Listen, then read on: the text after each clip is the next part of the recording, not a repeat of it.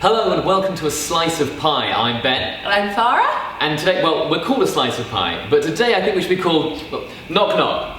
Who's there? Interrupting introduction. Slice of Pie, because we're interviewing Comedy Society. We've got here Tom, the president, and Leo, the sketch coordinator of Comedy Society. Great to have you here, guys. It's lovely to be here. Yeah. It's an honour. Before we start, would you like a drink of anything? Could I get a black coffee? A black coffee? And could I have an orange Tropicana fruit juice, please? Oh, well, you know what? I think it's very convenient because we happen to have both of those things right here. Here's your coffee, here's your orange juice. It's a miracle. The magic Made of my TV. day. This is fantastic. You are the Messiah. No one's ever called me that before. This is an exciting No, day. So, Comedy Society, what do you do in Comedy Society? Do you just stand around making jokes? Is that all you do? Well, pretty much. Really?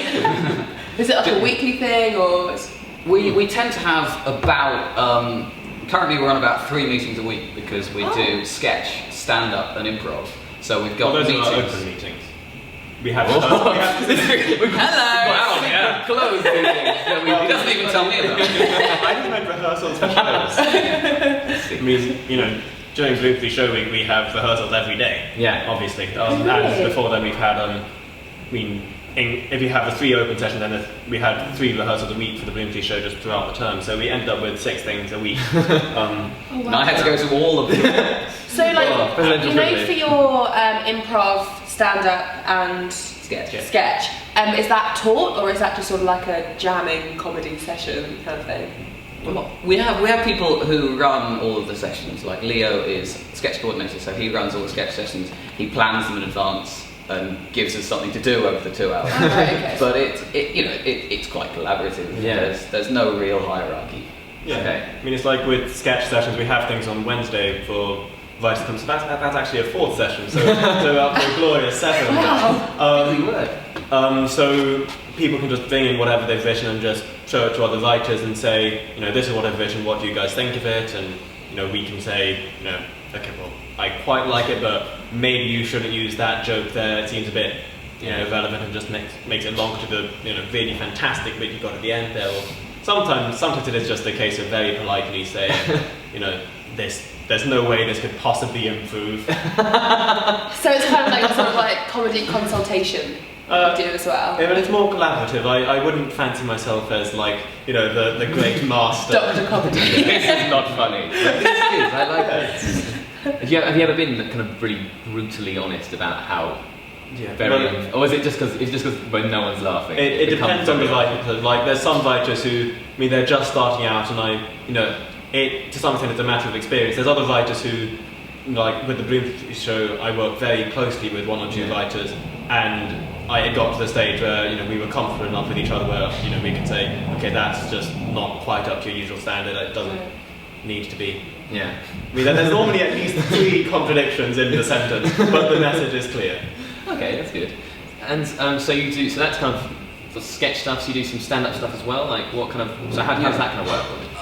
Well, we tend to try and organise a stand-up session a week, which is sort of tends to be the first half hour is just playing around and whatever, and then there's normally about 1.5 hours of just people going up doing, you know, their new material or material they've worked on in the past week or whatever. So they just present that as a stand-up set. We have a mic and everything, and then we just go around the group at the end in the same sort of collaborative thing, saying, "Oh, I liked this bit. This joke was weird." Like that in the middle. Yeah, don't open with that one. Yeah, Fantastic. things like that. Okay, that's quite fun. And then you do improv stuff as well. So Yes. The third string to your bow, if you will. Our third prong of comedy. Our comedy trident. The comedy trident. And like, that should definitely be a thing. Yeah, that's the symbol of office for the president. Wow, okay. Do you have a trident? Do you have a comedy trident? We have the mace. You have a mace? Yeah. Yes, we have a mace. We took it to the end of the fringe. We had to make sure nobody could see it while we were walking around the Royal Mile, because apparently holding a mace is intimidating to some people. Right. So where do you keep said mace? In my sock drawer, as it happens. You keep your messages. You sure you want to tell everyone? Is this Well, it means no one will attack Leo. Yeah. He's getting the word out. We have a lot of props and assorted weaponry in my sock drawer, actually. Maybe it shouldn't be called a sock drawer at all. Yeah. Definitely goes in The arsenal is in my He house. keeps socks in his weapon drawer. What we're really saying. Yeah. It's got like a secret code into a cave and just a little bit kind of laundry. So does the mace come out when you're introducing a new president, or is it just like a weekly thing, or is it special? Well, special it's a very ritualistic thing. It happens once a year that the bearer of the mace is chosen, and it's very hush hush. You have to be a member of society. They are anointed with this mace, constructed of a stick stolen from Regent's Park, a plastic bottle, and some papier-mâché. No expense spared. No expense spared. And a pot of black paint. Wow, it sounds absolutely lethal. You mentioned that you were up in Edinburgh for the Fringe. Yes. Do you take a show regularly? We've taken a show as Comedy Club up for the past 2 years. We took a sketch show up in my first year, which was 2 years ago, and last year we brought a sketch show and an improv show up. Cool. Those were both on the PBH Free Fringe. Yeah. And they were really popular. I was very pleasantly surprised. It's really good. There's a wonderful feeling when you turn people away at the door. Really? So it was really well received in Edinburgh. Yeah, there were definitely days when So, are you planning to take? Because I know that was the Free Fringe. You planning to take up like a one where you actually can get paid? Well, get somebody for it. The best bit about the PBH Free Fringe is that it means that the venue's free and it's free to get in, but we have a bucket on the door. Ah. So I see how this works. So we don't let you out until you There are students who they'll come up and they'll put their hand deep in the bucket, open their hand, and you hear the miraculous clinking of them putting nothing in there. They're like, aha, I'm so clever. It echoes around the room. Do any of them make a clinking sound? Like, clink, and you're like, that sounds like coin. I think our former president tried to take money out of the bucket, but in a joking way. I don't think he meant to keep it for a long time. No. I think he might have been trying to look after it, so I didn't do that.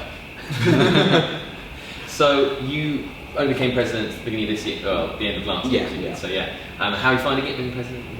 It's a wonderful succession of forms. Oh, really? Yeah, that sounds hilarious. Exactly. Comedy forms, of course. The best kind. That's the all kind of form. They're hilariously long. Okay.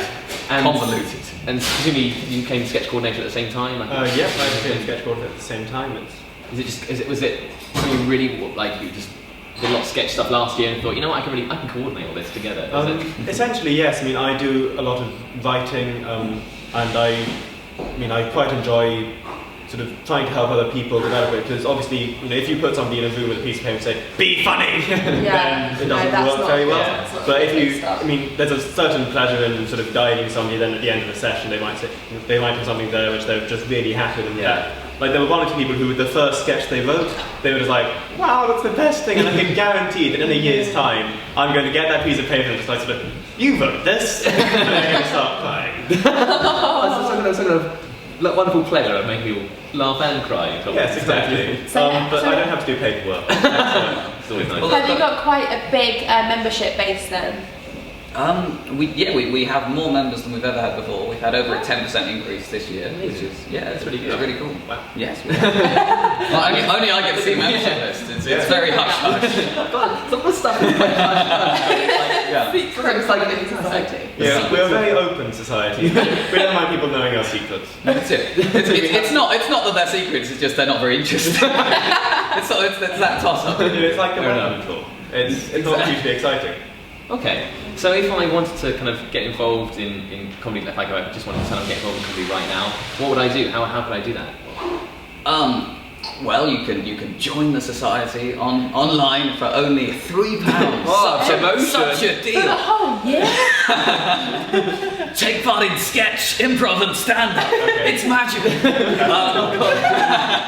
No, but yeah, we run these. And they're open to just any members to just come. Yeah, exactly.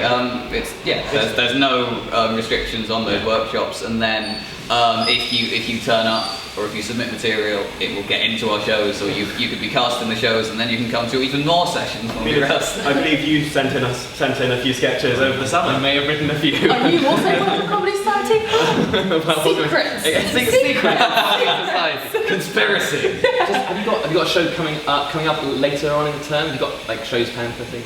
Well, I mean, of course, there's the Bloomsbury show, Fantastic. Which is November 18th and 19th, and then we've got a show on the 26th, which will be here in Mully's Bar. Right here in Mully's Bar. So very convenient to get to if you like alcohol and comedy. Who doesn't? And it's actually going to be a free show, but we're going to have a bucket on the door to collect for Oxford. That's brilliant. Yeah. Well, we decided that we're getting to being a bigger society. We can afford to have 1 or 2 charity shows, and hopefully people will want to give money to charity near Christmas time. Yeah. So will you be using some material from your Bloomsbury show for that show as well, or is it going to be a brand new It's going to be a whole new experience. A whole new show? It's exciting stuff. We do a lot of brand new shows. Yeah.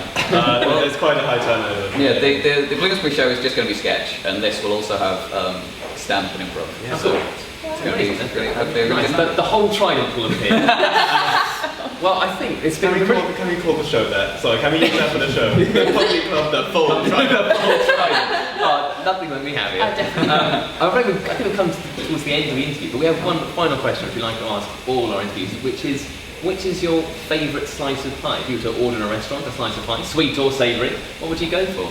It's the golden question. Probably an apple pie.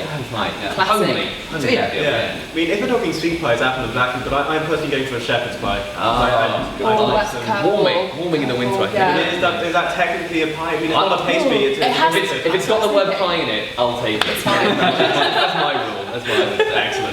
Excellent. Brilliant stuff. Thanks guys for coming. Thanks for having me. Thanks a lot for watching. Hopefully next time we will be interviewing the President of Netball Society.